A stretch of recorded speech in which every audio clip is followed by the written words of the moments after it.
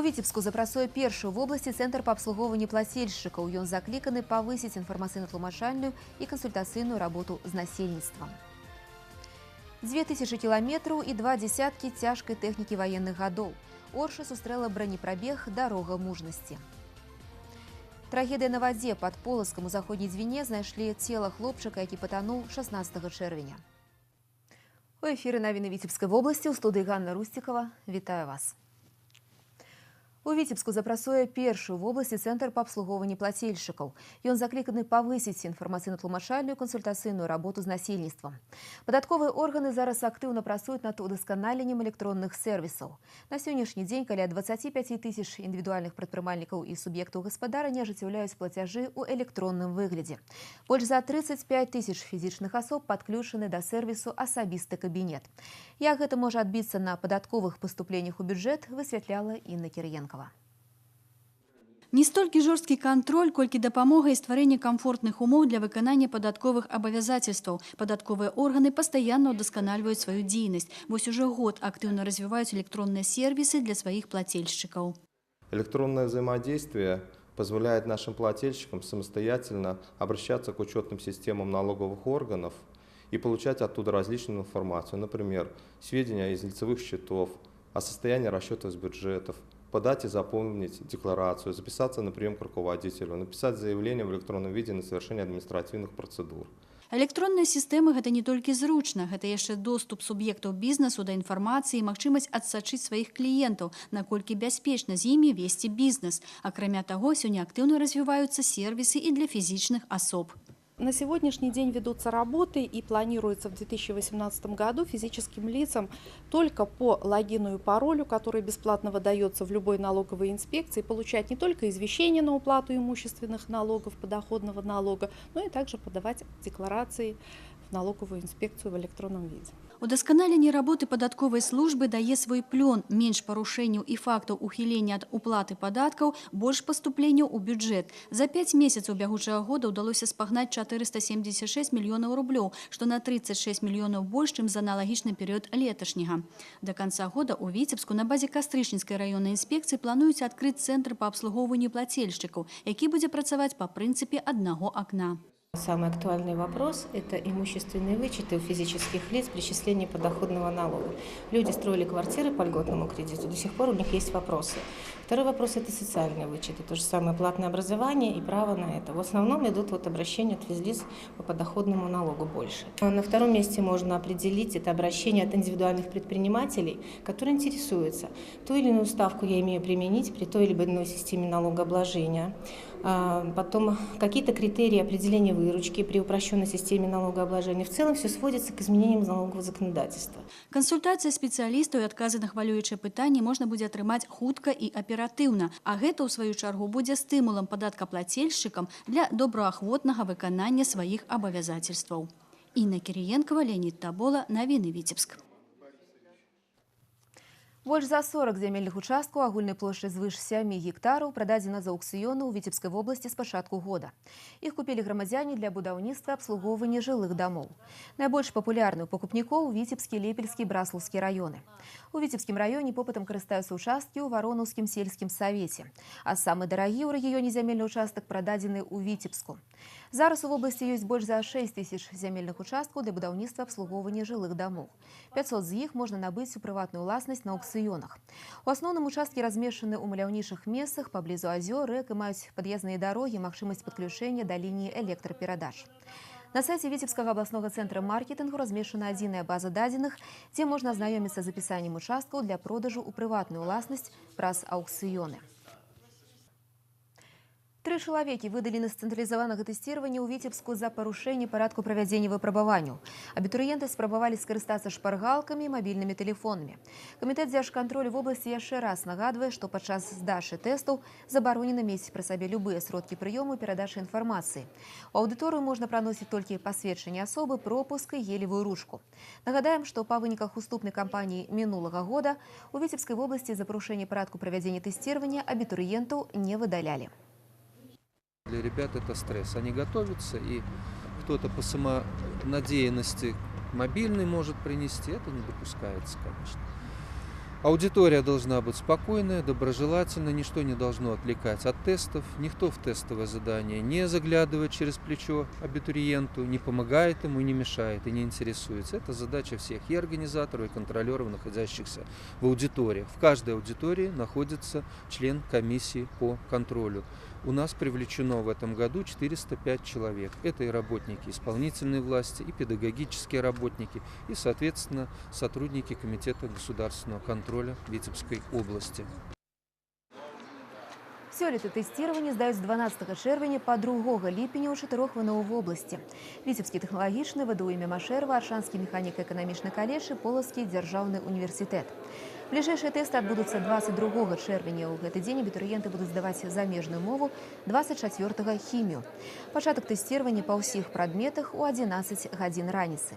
Звароты грамадзян па спрэчных пытаннях прымаюць камісіі, якія працуюць у кожным пункце тэсціравання. Таксама за неабходнай інфармацыяй можна звярнуцца па кантактных тэлефонах гарачых ліній Камітэта дзяржкантролю. 1,5 гады таму ў Віцебску быў створаны абласны клуб па гульнявых відах спорту. Ён аб'яднаў валейбольную каманду «Марка», баскетбольны клуб «Рубоны», жаночы гандбольны калектыў «Віцяблянка». Базай для новай спартыўнай структуры стала былая спецыялізаваная дзіцяча-юнацкая школа Алімпійскага рэзерву нумар 4. Аб'яднацца вымусілі няўдалыя вынікі выступленняў каманд у чэмпіянатах Беларусі, фінансавыя праблемы клубаў і адсутнасць кваліфікаваных кадраў. Зараз можна падвесці прамежкавы вынік, ці апраўдвае абласны клуб сваё прызначэнне. Мы вышли, я, может, уже где-то говорил, вышли, мы взяли с долгом, будем говорить, на старые деньги, миллиард был долг. А для клуба это очень большие деньги. Уже мы вышли на ноль. Мы начали расти в волейболе, результат подняли результат в баскетболе. В гандболе только это создается еще, это только топчемся пока на месте. Но я уверен, что будет шаг вперед. Я в этом даже уверен. Ну, сейчас уже, знаете, надо уже, как говорится, уравниловка эта вся прошла, вышли по финансам, теперь уже от тренеров зависит, от руководства клуба, ну и, конечно, от самих спортсменов. Поэтому детище работает, но хотелось бы лучше. У наступным годзе перад клубамі абласное кіраўніцтва паставіць жорсткія задачы.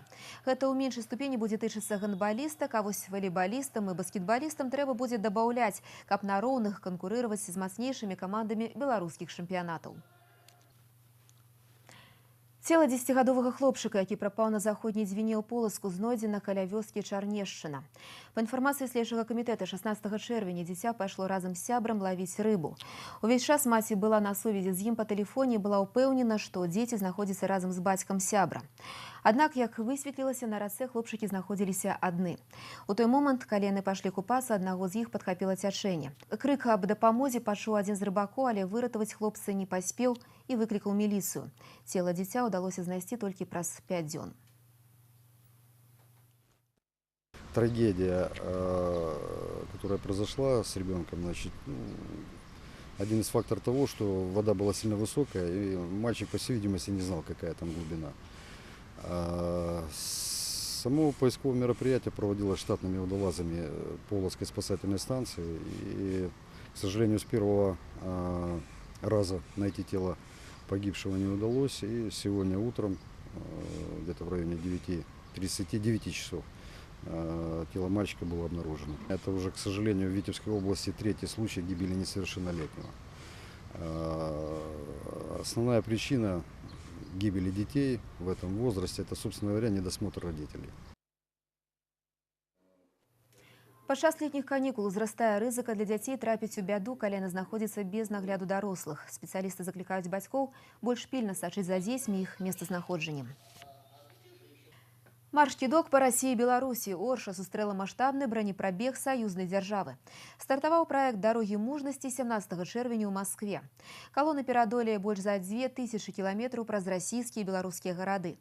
І гэты маршрут стане самым працяглым марш-кідком на бронетэхніцы. Дарогі мужнасці вывучалі нашы карэспандэнты. Стартаваў маштабны бронепрабег саюзнай дзяржавы «Дарога мужнасці» у Москве на Паклоннай гары. На тэрыторыі России яго ўдзельнікі ўжо праехалі Одинцово, Галіцына, Можайск, Вязьму і Смоленск. І вось калону сустракае наша Орша. Каля кургана бессмяротнасці шматлюдна. Сабраліся ветэраны Вялікай Айчыннай вайны, школьнікі, прадстаўнікі мясцовай улады. Пасля ўрачыстага мітынгу ўсе змаглі бліжэй знаёміцца з тэхнікай і зрабіць памятнае селфі з удзельнікамі брутальнага прабегу. Здесь все едут на своих собственных бронеавтомобилях. Люди, которые объединились в военно-техническое общество России, которые увлечены идеей реанимации и восстановления старой советской техники. Основная задача нашего бронепробега – это сохранение исторической памяти о тех подвигах, которые были совершены нашими дедами, прадедами. Удзельнікі акцыі пераадолеюць больш за 2000 кіламетраў. Чакаецца, што гэты прабег увойдзе ў кнігу рэкордаў России як самы працяглы марш-кідок на бронетэхніцы. Я здесь со своей поисковой группой. Во всех городах встречают с добротой, с душой. Вот в въезде в Беларусь к нам приехали в костюмах народных, дали нам каравай. У калоні амаль 2 десяткі адзінак цяжкай тэхнікі. БТР-40, БТР-152, браніраваная разведавальна-дазорная машына. Кіруюць тэхнікай не толькі мужчыны, але і прадстаўніцы прыгожага полу. А ў складзе некаторых экіпажаў ёсць нават дзеці. У маршруце бронепрабегу многія беларускія гарады, у іх ліку і сталіца. А кульмінацыя праекта стануць памятныя мерапрыемствы 22 чэрвеня ў Брэсце. Юлія Устінова, Марына Романовская, Леонид Табола. Навіны Орша. Маштабныя рэстаўрацыйныя рамонтныя работы пачаліся ў Полацкім Сафійскім саборы. Зараз спецыялісты рыхтуюць падафарбоўку фасады будынка. Тут ужо наладзілі ацяпленне, усталявалі сучасную вентыляцыйную сістэму, дзякуючы якой у саборы будзе падтрымлівацца аптымальны тэмпературны рэжым. Падрабязнасці ў Артура Смалякова. Маляр-тынкоўшчык Наталя Прыгун прызнаецца, працаваць на гэтым аб'екце для яе вялікая адказнасць. Полацкая Сафія – помнік архітэктуры, таму і падыход да рэстаўрацыі асаблівы. Майстры жартуюць, на вышыні ў некалькі метраў адчуваюць сябе сапраўднымі ювелірамі. Объект ответственный, работа сложная, грунтовка, штукатурка, поклевка. Здесь сложный профиль, как бы, если посмотреть. Есть тут выступающая часть, пилястра, пилоны, карнизики. Зараз спецыялісты рыхтуюць фасады пад афарбоўку. Каб праца не прайшла дарэмна, са сцен змываюць старыя пласты. Такі складаны рамонт з элементамі рэстаўрацыі патрабуе строгага выканання тэхналогій. Тут нават матэрыялы выкарыстоўваюць спецыяльныя, толькі для помнікаў архітэктуры. Але навядзенне знешняй прыгажосці толькі частка працы. Шмат часу спатрэбілася, каб наладзіць сучасныя сістэмы вентыляцыі і ацяплення. Самым сложным, наверное, было пройти стену, которая толщиной в 4,5 метра оказалась.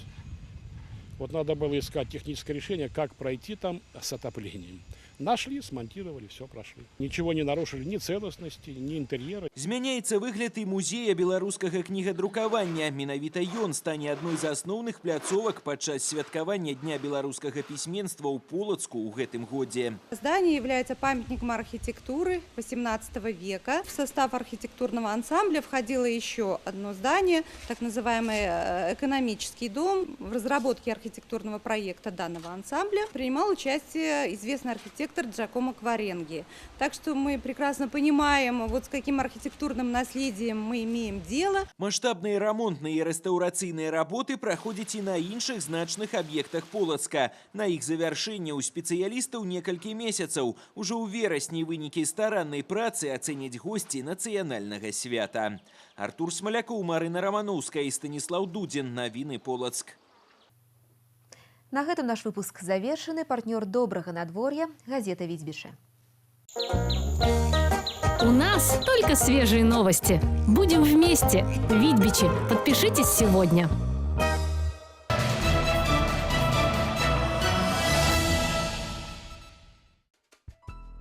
У ближайшие сутки у Витебской области будзе воблачна з праясненнямі, ночью на паўднёвым усходе, днем на большей части территории ападки, краткачасовыя дажджы, навальница. Ветер паўночна-заходні 5-10, порывы до 14 метров за секунду. Температура паветра ўначы плюс 9-14, максимальная днем 18-23 тепла. У Витебску воблачна з праясненнямі чакаюцца ападкі, кароткачасовы дождж, магчыма навальніца. Ветер паўночна-заходні 5-10 метров за секунду. Температура паветра ўначы плюс 10-12, днем 18-20 градусаў вышэй за 0.